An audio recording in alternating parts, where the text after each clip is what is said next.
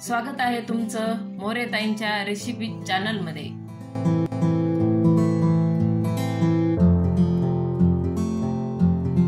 चला तर मग व्हिडिओमध्ये पुढे जाण्याआधी बेल आयकॉन दाबून चॅनलला सबस्क्राइब करा आणि सुरू करा मोरेताईंसोबत आजची ही चवदार रेसिपी बनवायला।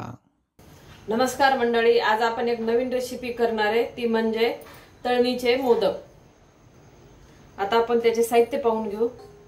गव्हाचं पीठ घेतलंय 1 वाटी, हे सुकं खोबरं घेतलंय खिसून असं, साखर घेतली पिठी आणि विलायची कुटून घेतली आणि थोडंसं चवीनुसार याच्यात थोडंसं मीठ टाकायचं आपल्याला। आता आपल्याला खोबरं भाजून घ्यायचंय। आपण याच्यात काही टाकणार नाही, तूप वगैरे काही टाकायचं नाही, नुसतं आपल्याला असं एकदम हलक्या हाताने भाजून घ्यायचंय। खोबरं आपलं असं नुसतं असं कुरकुरीत झालं पाहिजे इथपर्यंत आपल्याला खोबरं भाजून घ्यायचंय।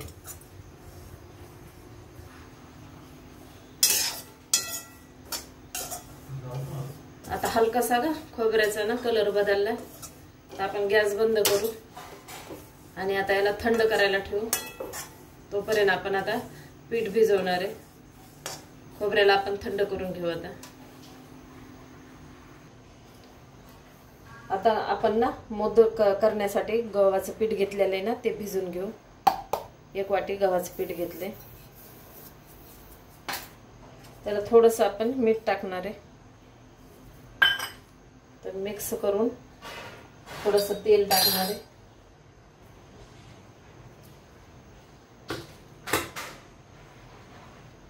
एखादा चमचा तेल टाकलं, आपला पोहे खायचा चमचा असतोय का तेवढा भरून मी तेल टाकलंय।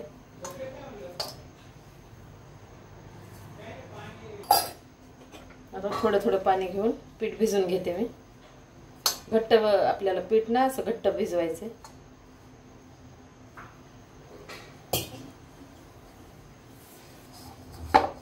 घट्ट गोळा तयार करायचा। हे असं आपण उंडा असा भिजून घेतलाय, जास्त घट्ट नाही आणि जास्त पातळ नाही। तर थोडंसं आपण आता तेल लावून घेणार आहे।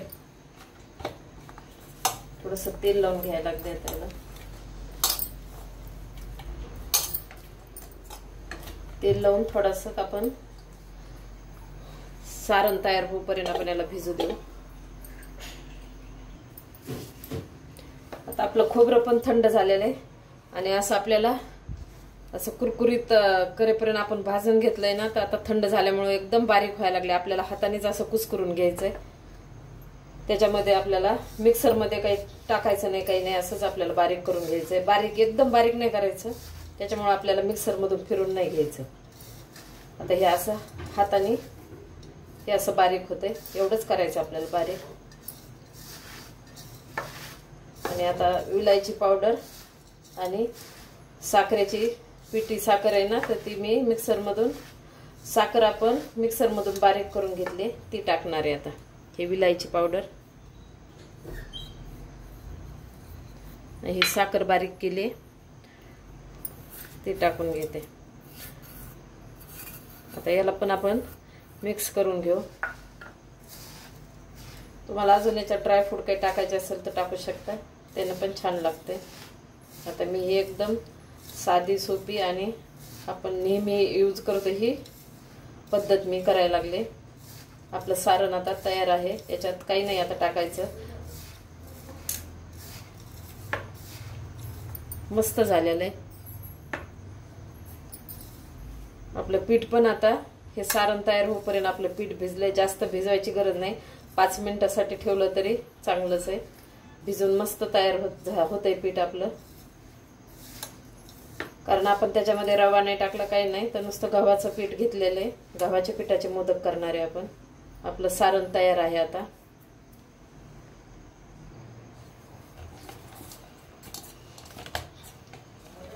पीठ आपलं चांगलं भिजलेलं आहे। आता एकदा थोडंसं असं मळून घेते।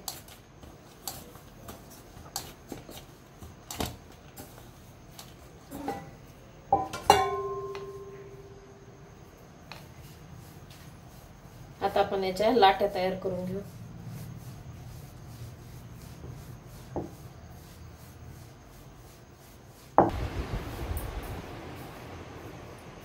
आता मी हे पूर्ण अशा लाट्या तयार करून घेतल्यात.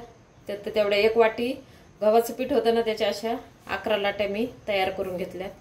आता बाजूला ठेवते आणि 1 लाटी आपण लाटून घेऊ. आता ही 1 लाटी अशी हातात घेऊन मी याला तेल लावायची गरज नाही, काही नाही. आता घट्ट पीठ आहे ना, त्याच्यामुळे तेलाची गरज नाही. आता आपण पुरीसारखं लाटून घेऊ.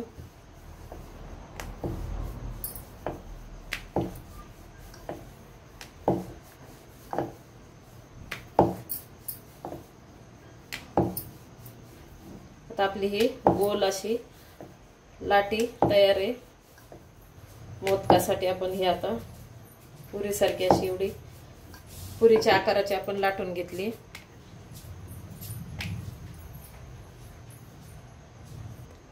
आता आपली ही पारी मोदकासाठी पारी तयार आहे. तर आपण आता याला आधी अशा कळ्या पाडून घेणार आहे. या सांगटा आतून घालून 2 बोटाने असे कळ्या पाडून घेऊ आणि सारण नंतर भरू. मग आधी भरलं तरी चालतंय आणि अशा कळ्या पाडून भरलं तरी चालतंय. आता हे अशा आपण अशा खालपर्यंत अशा कळ्या पाडून घ्यायच्या.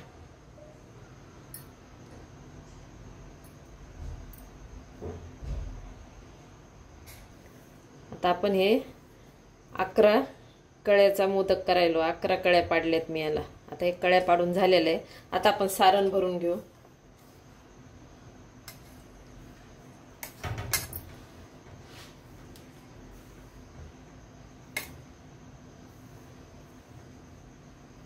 आता याच्यात सारण भरून घेतलं. आता एक जागी आपण ह्या कळ्याला असं जमा केलं. झाला आपला मोदक तयार. किती मस्त कळ्या आलेल्या, किती मस्त कळ्या पडल्या.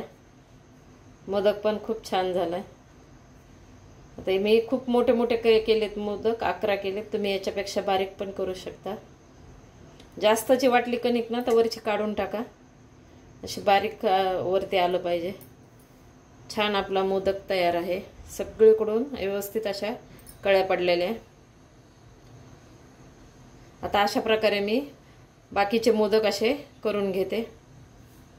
आपला मोदक तयार आहे. थोडं बंद कर. आपले मोदक आता तयार आहेत. हे 11 लाट्या होत्या का, तर हे 11 लाट्याचे मी असे तयार केले मोदक. आणि आपलं सारण पण सगळं संपलेलं आहे. तर हे असं प्रमाण घ्यायचं. 1 वाटी गव्हाचं पीठ घेतलं होतं आणि 1 वाटी खोबऱ्याचा किस आणि अर्धी वाटी साखर. तर बरोबर सारण याला एकदम व्यवस्थित पुरलेलं आहे. आणि 11 मोदक आपले करून तयार आहे. आता आपण तळून घेऊ.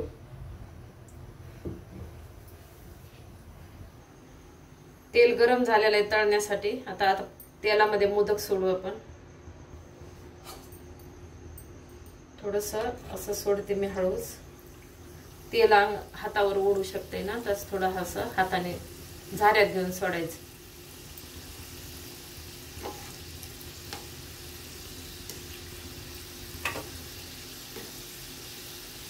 थोडस बुडत नाही ना, थोडंसं तेल याच्यावर टाकायचं मोदकावर, म्हणजे वरून पण आपला मोदक तळतोय.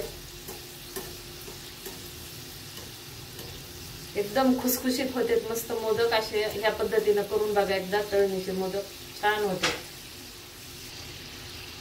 मोदक आपले तळून तयार आहे. एकदम मस्त तळलेत खालून वरून पूर्ण आणि छान कलर आलाय. आता मी काढून घेते आणि अशा प्रकारे राहिलेले आता मी मोदक पूर्ण तळून घेते. छान तळलेत मोदक. कलर पण सुंदर आलाय.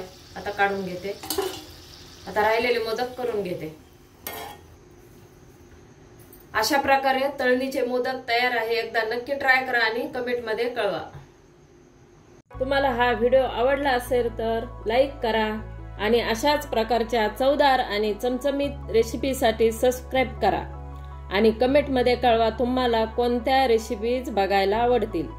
पुन्हा भेटूया एका नवीन रेसिपीसह एका नवीन व्हिडिओमध्ये. धन्यवाद.